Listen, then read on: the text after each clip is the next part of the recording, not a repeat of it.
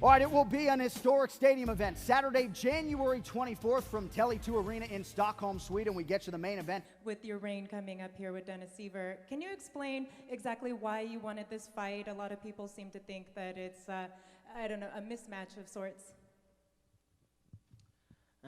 It is a mismatch. I'm going to whoop his ass, I'm going to collect the checks, and then I'm gone.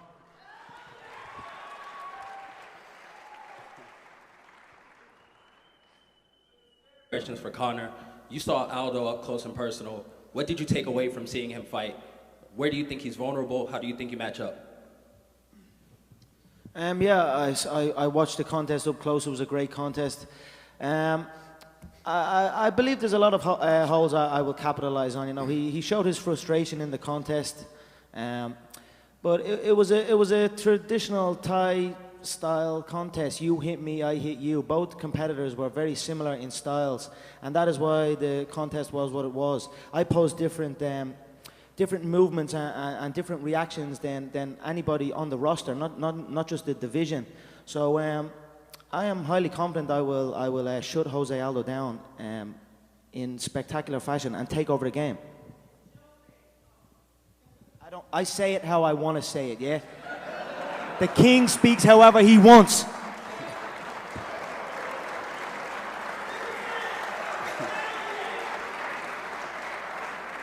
Once again from KLAS. Conor, let me ask you, you burst onto the scene. There's so many great fighters up here and great fights over the next 3 months, terrific fighters. If you were sitting out here and you had to pay for one of these fights or watch one of these fights, who would it be and why?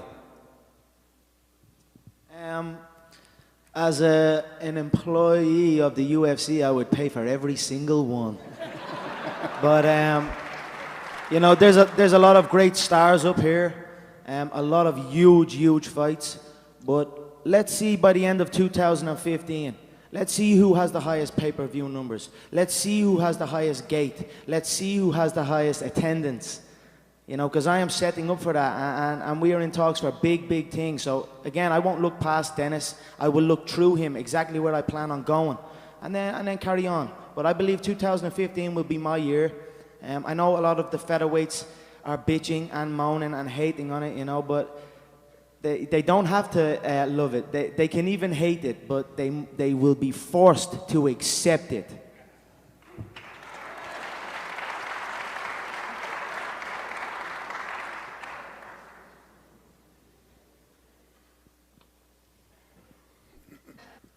I like it.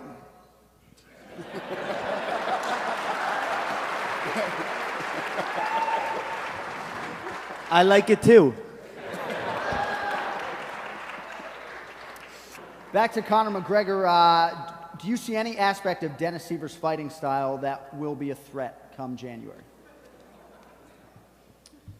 I feel extremely confident that I will use my movement to freeze Dennis, I believe. He's a compact fighter as it is.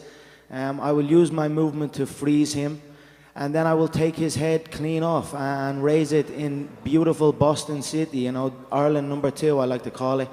And then, you know, it's onto big business. Jose will be told what to do. He will be told he must fly economy to Ireland, fill out an 80,000-seater football stadium, break records, highest gate, highest attendance, highest pay-per-view, and then he will hand over that belt on home soil. So that's my year plan right there.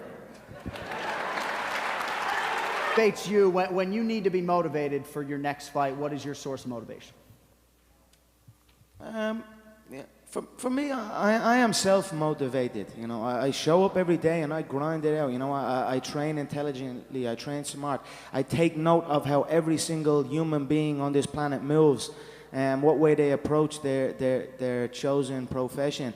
I focus on the mental aspect of it.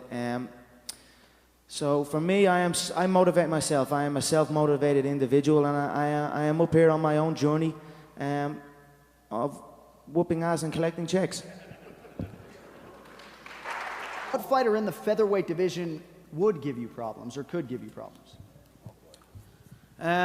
It's been pretty easy so far. I've said what I was going to do, and then I went out and done it. So for me, the only person that can give you problems is the guy in the mirror, you know, the person that you stare at every day. And once you have that locked down, which I do, I believe I'm the most mentally strongest guy in this on this roster. So I don't feel the guy to give me problems exists. You know, I think that's in your head. It's an illusion. If you believe these are challenges, and then that's what it is. But for me, it's smooth sailing all the way. It has been so far, and it will continue to be.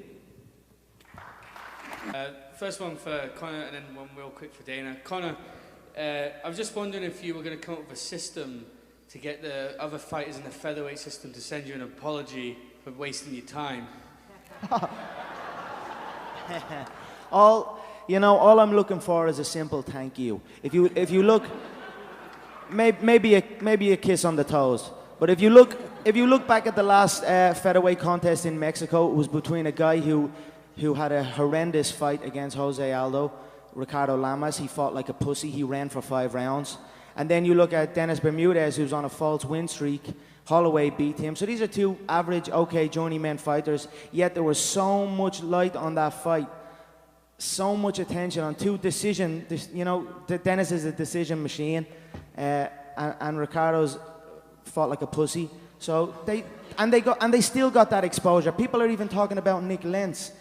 Like, who gives a shit about Nick Lentz, really? Now, before I came along, they can say all they want, but they're up here, they're trying to talk like I'm trying to talk, they're rocking the suits and everything, you know what I mean? But there is only one. And another question for Conor McGregor.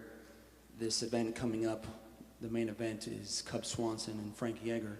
Which one of those do you feel poses the biggest threat to you? Probably neither, but...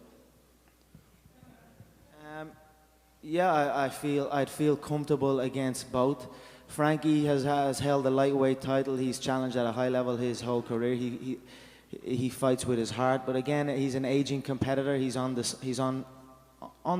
downside of his career. I think that's an accurate assessment. The same with Cub. I believe he's aging. He looks 95 years old. I say it every time. But for me personally, you know, I have nothing against Frankie. I respect his style, but I would like Cub to win for the specific reason that he seems to think that he has been promised a UFC title shot if he wins this fight against Frankie. So I want him to win that contest, and then I will bake a freshly made pie and smack him clean in the face with it when I get the title shot.